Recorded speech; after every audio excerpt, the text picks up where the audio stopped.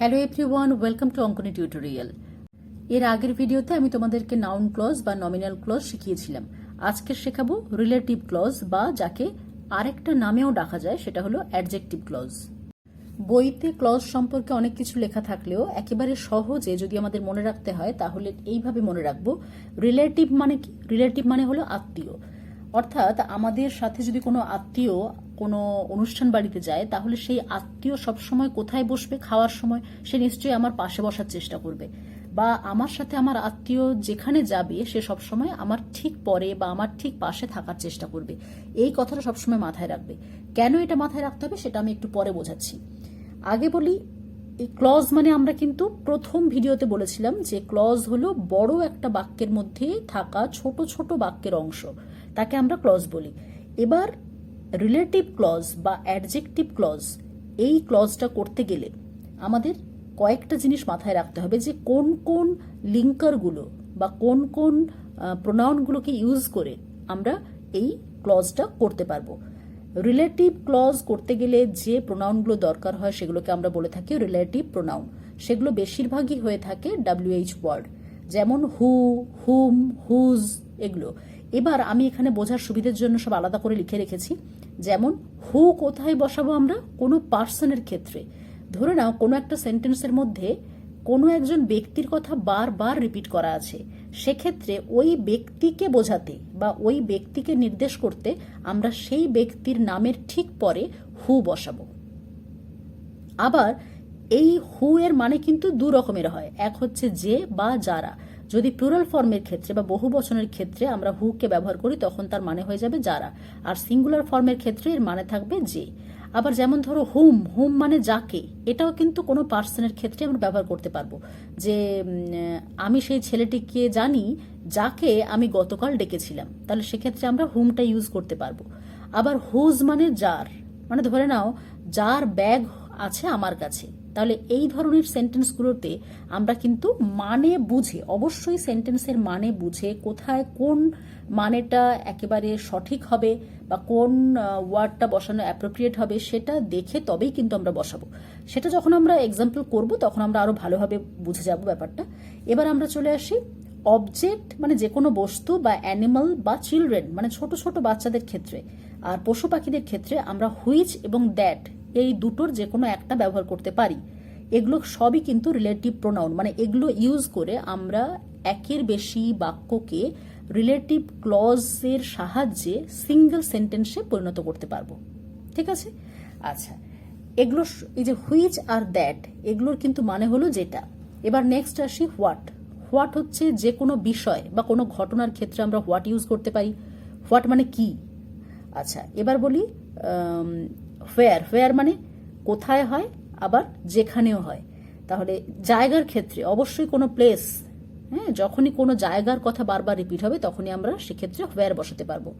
How মানে কোনো একটা পদ্ধতি বা কোনো ঘটনা কিভাবে ঘটলো, কেমন করে ঘটলো, সেই পুরো প্রসেসটা, হ্যাঁ, এই পুরো ব্যাপারটাকে বোঝানোর জন্য আমরা হাউ ব্যবহার করতে পারি। নেক্সট আছে হোয়াই। হোয়াই মানে আমরা জানি কোনো কিছুর কারণ জানার চেষ্টা করলে তখন আমরা হোয়াই ব্যবহার করতে পারি। এই যে কয়েকটা জিনিস বললাম, এগুলো মাথায় রাখলে আমাদের রিলেটিভ ক্লজ হয়ে যাবে। এবার ক্লজটা করতে হয় কিভাবে সেটা আমরা দেখি, চলো। সবার প্রথমে যে এক্সাম্পলটা আমি নিয়েছি সেটার মানেটা আগে বোঝো। সবসময় নিজের মাতৃভাষায় যেটা দেওয়া থাকবে পরীক্ষায় সেই সেন্টেন্সগুলোর মানেটা বোঝার চেষ্টা করবে, তাহলে যে কোনো জিনিস কিন্তু জলের মতো পরিষ্কার হয়ে যাবে।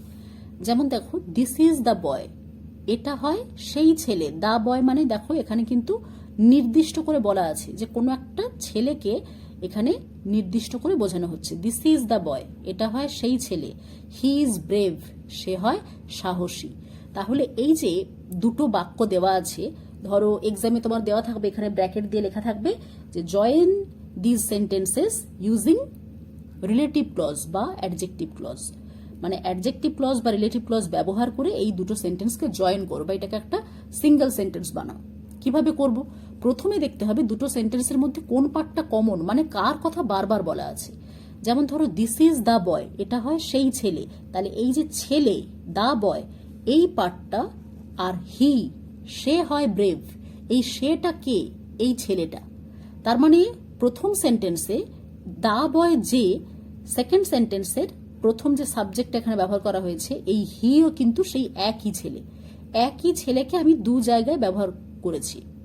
ঠিক আছে, তাহলে যার কথা বারবার রিপিট হচ্ছে সে যদি কোনো ব্যক্তি হয়, তাহলে আমাকে ভেবে দেখতে হবে যে এরপরে যে বসাবো না যার বসাবো না যাকে বসাবো, কোনটা দিলে দুটো সেন্টেন্সকে আমি জয়েন করলে তার মিনিংটা একেবারে ঠিকঠাক হবে। তাহলে দেখো, এটা হয় সেই ছেলে যে হয় সাহসী, তাই না? তাহলে এখানে যেটা অ্যাপ্রোপ্রিয়েট হবে, তাহলে সেটা বসাবো কিভাবে?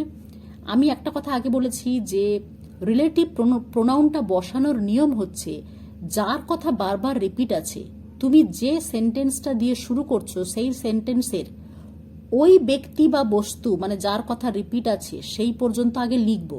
অর্থাৎ ধরে নাও এইভাবে লিখছি, দিস ইজ দ্য বয়, এই পর্যন্ত লিখে ফেললাম। ঠিক আছে, এবার এর কথা বারবার রিপিট আছে মানে এর ঠিক পরে আমাকে রিলেটিভ প্রোনাউনটা বসাতে হবে। কেন?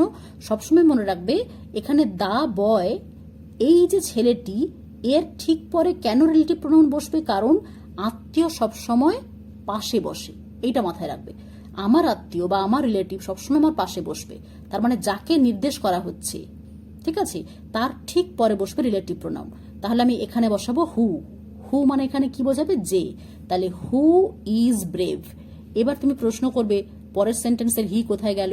এবার বলি, রিলেটিভ প্রোনাউনটা বসানোর নিয়ম হলো এই যে তুমি যখনই হু বা হুইচ যে কোনো রিলেটিভ প্রোনাউন ইউজ করছো, এবার নেক্সট সেন্টেন্স যখন লিখবে তার প্রথম ওই সাবজেক্টটি বা ওই ওয়ার্ডটি, অর্থাৎ যার সাহায্যে একই ব্যক্তি বা বস্তুকে বারবার রিপিট করা আছে, সেই অংশটি আমরা আর লিখবো না, সেটাকে আমরা বাদ দেব, দিয়ে বাকি পার্টটা লিখব। ঠিক আছে, তার মানে এই সেন্টেন্সটা আমরা দা বয় লেখার পরে হু লিখলাম, এই যে রিলেটিভ প্রোনাউনটা যেই বসিয়ে দিলাম, সঙ্গে সঙ্গে পরের সেন্টেন্সের যে ওয়ার্ডটার মধ্য দিয়ে আমি ওই ব্যক্তিকে আবার রিপিট করছি, সেই ওয়ার্ডটা, সেটা নাউন হতে পারে, প্রোনাউন হতে পারে, যা খুশি হতে পারে, সেটাকে আমরা বাদ দিয়ে দেবো, বাকি পার্টটা লিখবো। তাহলে this is the boy who is brave, এটাই হয় সেই ছেলে যে হয় সাহসী। তাহলে এখানে হু এর মানে কি হলো? যে। আর মনে রাখবে একেবারে লাস্টে গিয়ে একটা ফুল স্টপ হবে, মাঝে আর কোনো কমা বা কিছু বসবে না। এইভাবে আমরা দুটো সেন্টেন্স বা একের বেশি সেন্টেন্সকে আমরা একটা সিঙ্গেল সেন্টেন্সে পরিণত করতে পারি। ঠিক আছে, নেক্সট আসি। Rima is a nurse, Rima হয় একজন nurse. She is my sister, সে হয় আমার বোন। তাহলে রিমা হয় একজন নার্স, সে হয় আমার বোন। কার কথা বারবার রিপিট আছে? এই রিমার কথা, তাই তো? এই রিমা আর শি দুজন কিন্তু একই নারী, তাহলে একই নারীর কথা কিন্তু বারবার রিপিট আছে। তাহলে আমি কি করব? রিমা লিখলাম, এর ঠিক পরে বসাবো হু। রিমা যে হয় একজন নার্স হয় আমার বোন, মানে যে নার্স সেই আমার বোন। তাহলে রিমা হু ইজ, যার কথা রিপিট আছে মনে রাখবে তার ঠিক পরে বসে যাবে আত্মীয়, রিলেটিভ প্রোনাউন। ঠিক আছে, তাহলে Rima who is a nurse হলো। নেক্সট সেন্টেন্সে ওই ওয়ার্ডটার দেব না যার সাহায্যে রিমাকে বারবার ঘুরিয়ে বোঝানো হচ্ছে, তাহলে এই প্রোনাউনটা বাদ দিয়ে দিলাম। তাহলে কি লিখবো? বাকি পার্টটা লিখবো ইজ মাই সিস্টার। ঠিক আছে, তাহলে রিমা হয় একজন নার্স, হয় আমার বোন, মানে যে নার্স সেই হয় আমার বোন। এবার আমরা নেক্সট আসি। এবার তুমি বলবে এখানে হু কেন? ব্যক্তির পর তো অনেক কিছু বসে, হুজ বসে, হুম বসে, কিন্তু সেগুলোর মানে কি? হুজ মানে যার। আমি তো বলতে পারি না যে রিমা যার হয় একজন নার্স, এটা কিন্তু মানে বোঝাচ্ছে না, এটা অর্থহীন সেন্টেন্স হয়ে যাবে, তাহলে সেটা আমরা করব না। তাহলে রিমা যে হয় একজন নার্স। এবার ঠিক আছে, এখানে যার বা যাকে দিলে কিন্তু পুরো বাক্যের মানেটা অর্থপূর্ণ হবে না। নেক্সট আসি, a man had a goose, একটা লোকের ছিল একটা হাঁস। It laid a golden egg every day, এটা পারত একটা করে সোনার ডিম প্রতিদিন। ঠিক আছে, এই দুটো সেন্টেন্সের মধ্যে কার কথা বারবার রিপিট আছে? দেখো, লক্ষ্য করো, গুজ আর ইট, এটা মানে কোনটা? গুজ। এই হাঁসটার কথাই বলা হয়েছে যে সে প্রতিদিন সোনার ডিম পারত। তাহলে দেখো, এটা কিন্তু একটা মানে পশু পাখির মধ্যে পড়ে, তাই না? হাঁস। তাহলে এগুলোর পরে আমরা কি বসাবো? এর আগে আমরা দেখেছি যে কার পরে কি বসে, এগুলোর পরে হুইচ বসবে। তাহলে সেন্টেন্সটা আমরা লিখব a man had a goose, হয়ে গেল। এবার এর ঠিক পরেই আমাকে রিলেটিভ প্রোনাউনটা বসাতে হবে, যেটা হলো হুইচ। তুমি চাইলে এখানে দ্যাটও ইউজ করতে পারো। হুইচ আর দ্যাট মানে একই সেন্টেন্সে তোমরা ইউজ করতে পারবে, হয় হুইচ না হলে দ্যাট। তাহলে হুইচ এই পাশে লিখছি, হুইচ লেড, পরের সেন্টেন্সের কিন্তু আর ইটটা দেব না। তাহলে হুইচ লেড যেটা পারত a golden egg every day, every day. এখানে তার মানে কি হয়ে গেল, যেটা, যেটা মানে কোনটা, গুজকে রেফার করছে। নেক্সট আসি, ইট ওয়াজ আ ড্রিম, এটা ছিল একটা স্বপ্ন, ইট কেম ট্রু, এটা সত্যি হয়ে গিয়েছিল। তাহলে ইট ওয়াজ আ ড্রিম, এই যে স্বপ্ন, এই স্বপ্নটাই তো পরবর্তীকালে এটা রূপে বসেছে, স্বপ্নটাই সত্যি হলো, ঠিক। তাহলে দেখো এই স্বপ্ন যেটা, এটা তো একটা অলিক বস্তু, মানে কল্পনার জিনিস, এ তো কোনো ব্যক্তি নয় যে এরপরে হু বসাবো, তাহলে এগুলোর পরে কি বসাবো, হুইচ। তাহলে লিখি ইট ওয়াজ আ ড্রিম, এটা ছিল একটা স্বপ্ন, হুইচ মানে যেটা, WHICH, ঠিক করে স্পেলিংটা দেখবে, হুইচ কেম। নেক্সট সেন্টেন্সের প্রোনাউনটা দেব না, এটা কিন্তু খেয়াল রাখবে, যেই আমি রিলেটিভ প্রোনাউন ইউজ করছি নেক্সট সেন্টেন্সের ওই ওয়ার্ডটা দেব না যেটার সাহায্যে আগের সেন্টেন্সের ওই জিনিসটাকে বারবার রিপিট করা আছে। তাহলে হুইচ কেম ট্রু, যেটা সত্যি হয়েছিল। Next, he was born in that house, সে জন্মেছিল ওই বাড়িতে। আই হ্যাভ সিন দ্যাট, আমি দেখেছিলাম সেটা। তাহলে সে জন্মেছিল সেই বাড়িতে, আমি দেখেছিলাম সেটা, কি দিয়ে যোগ করবে? অনেক সময় লক্ষ্য করবে হয়তো তুমি কনফিউজড হয়ে যাবে যে এটা কোন রিলেটিভ প্রোনাউন দিয়ে অ্যাড হবে, বা আমি কোন রিলেটিভ প্রোনাউনটা এখানে ইউজ করব। সেক্ষেত্রে বলি, দুটো সেন্টেন্সের মানে বোঝার পর দুটো সেন্টেন্সকে বাংলায় বা নিজের মাতৃভাষাতে মনে মনে ভাবো যে এই দুটোকে আমি কিভাবে একটা সেন্টেন্স করতে পারি। বলেছে সে জন্মেছিল সেই বাড়িতে, আমি দেখেছি সেটা, দুটোকে কিভাবে যোগ করতে পারি? সে জন্মেছিল সেই বাড়িতে যেটা আমি দেখেছিলাম, তাই না? তাহলে এই যে তার যে জন্মে যাওয়ার ব্যাপারটা, এটাই কিন্তু আমি দেখেছি। এই দ্যাট মানে কোনটা? এই যে সে যে জন্মেছিল, এই যে পুরো ব্যাপারটা সেই বাড়িতে, এই পুরো ঘটনাটাই কিন্তু এখানে দ্যাট দিয়ে বোঝানো আছে, ঠিক। তাহলে আমি এখানে কিভাবে লিখতে পারি? সে জন্মেছিল, he was born in that house, ওই বাড়িতে সে জন্মেছিল।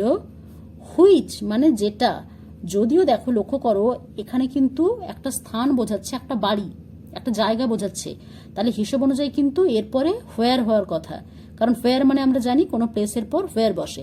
কিন্তু দেখো যদি আমরা এখানে হোয়ার বসাই তাহলে মানেটা কি দাঁড়াবে? যেখানে আমি দেখেছিলাম, যেখানে আমি দেখেছিলাম, মানে হোয়ার আই হ্যাভ সিন। তখন কিন্তু মিনিংটা কমপ্লিট হবে না, একটা মানে অ্যাপ্রোপ্রিয়েট মিনিং কিন্তু আমরা পাবো না সেন্টেন্সের। তাহলে অ্যাপ্রোপ্রিয়েট মিনিংটা পাওয়ার জন্য আমাদের কি করতে হবে? দুটো সেন্টেন্সকে এমনভাবে অ্যাড করতে হবে যেন একটা সুন্দর অর্থপূর্ণ শব্দ বলছি, বাক্য তৈরি হয়। He was born in that house which I have seen, যেটা আমি দেখেছিলাম, হুইচ আই হ্যাভ সিন। অনেক সময় আবার লক্ষ্য করবে এই ধরনের সেন্টেন্সগুলোকে আমরা হোয়ার ব্যবহার করেও করতে পারি।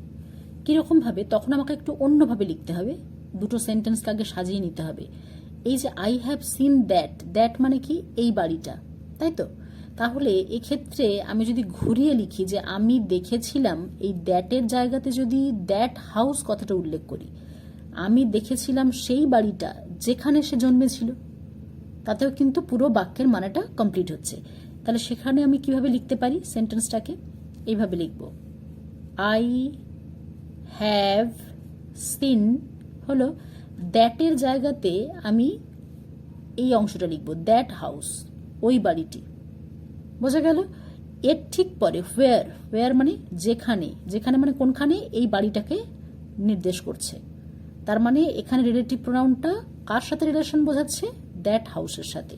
হোয়ার, এবার আগের সেন্টেন্সের হি ওয়াজ বর্ন, এই পার্টটা কিন্তু আনকমন, বাকি এই পার্টটা তো কমন, মানে এই পার্টটার কথাই তো বারবার রিপিট আছে, এই দ্যাট আর দ্যাট হাউস একই তো, বারবার রিপিট আছে।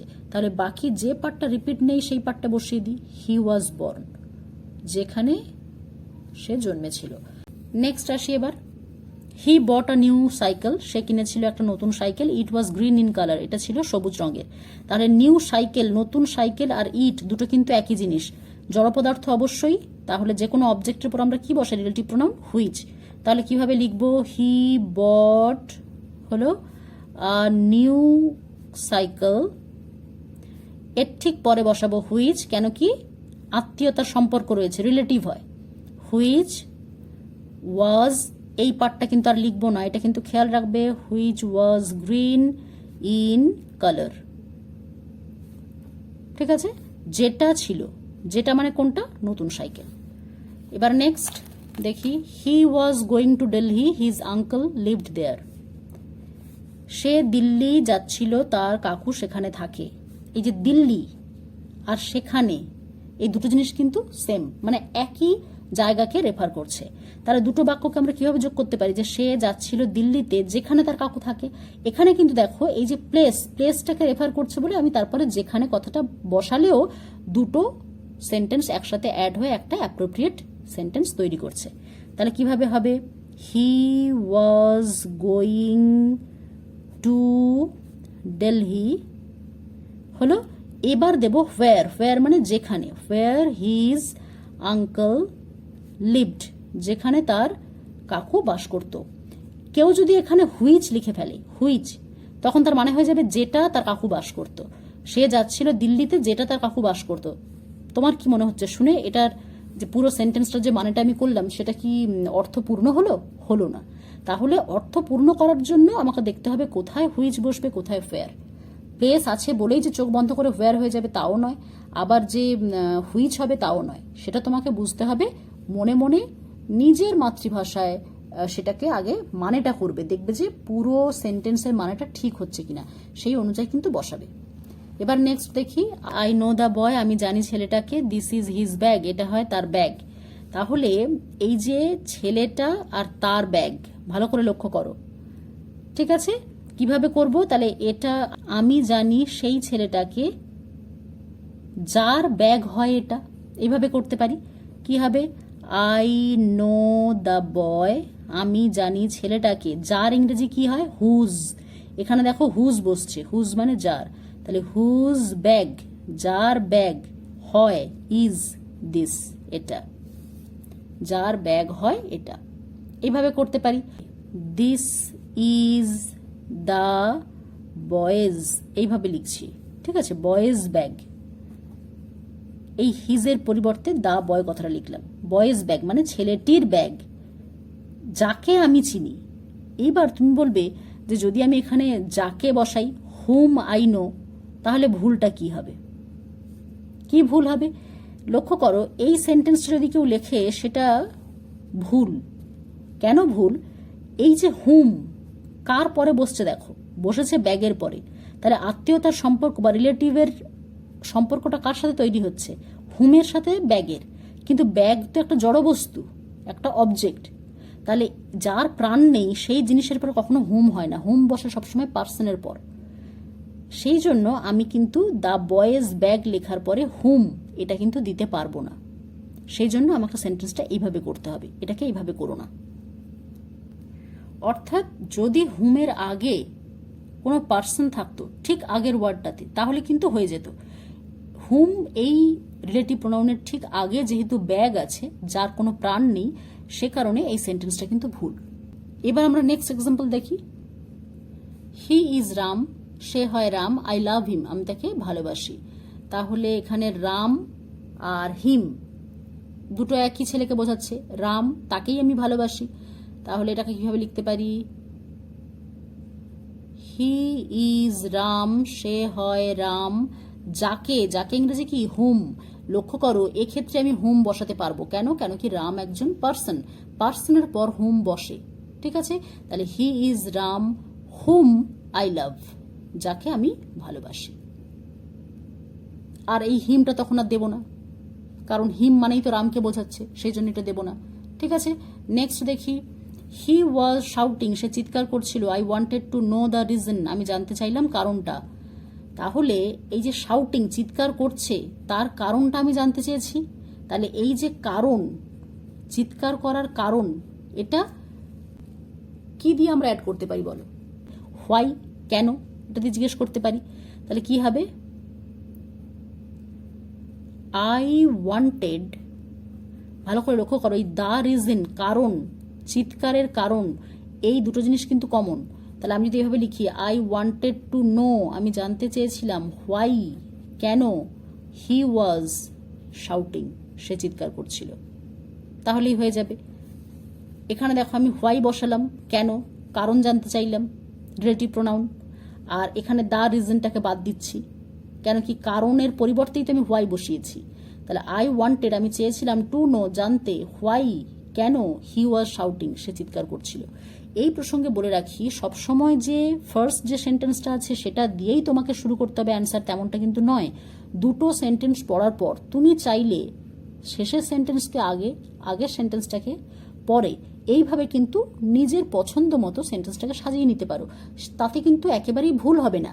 তোমাকে খালি খেয়াল রাখতে হবে যে তুমি যেভাবে সেন্টেন্সটা সাজাচ্ছ তাতে পুরো সেন্টেন্সের মিনিংটা কমপ্লিট হচ্ছে কিনা। এই একই সেন্টেন্স আমরা চাইলে হোয়াট দিয়েও করতে পারি। কিভাবে করব? তখন আমাকে মানেটা বুঝতে হবে। হোয়াট মানে কি?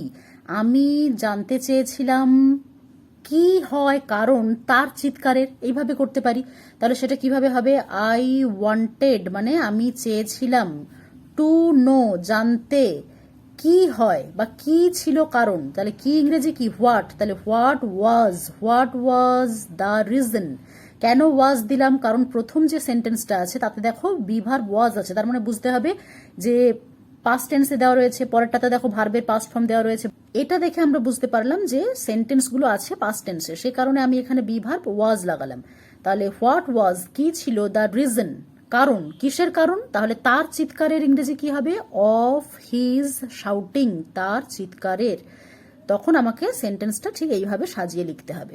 আজকে ভিডিও এখানেই শেষ করছি। তোমরা তোমাদের কাছে থাকা যে কোনো বই থেকে এই ধরনের রিলেটিভ ক্লজ বা অ্যাডজেক্টিভ ক্লজের ওপর যত প্রবলেম পাবে সেগুলো সলভ করতে পারো। কমেন্ট করে আমাকে জানাতে পারো যে এই ভিডিও থেকে তোমাদের সত্যিকারের কোনো লাভ হলো কিনা বা ব্যাপারটা ইজি লাগলো কিনা। যদি এটা তোমাদের কাছে কঠিন বলে মনে হয়, আমি চাইলে পরবর্তীকালে একটা ভিডিও বানিয়ে তাতে আরও কিছু এক্সাম্পল দেখিয়ে দেব, সুন্দর করে আবার বুঝিয়ে দেওয়ার চেষ্টা করব। আজকে ভিডিও এখানেই শেষ করছি। নেক্সট ভিডিওতে অ্যাডভার্বিয়াল ক্লজ নিয়ে ফিরবো। Thanks for watching.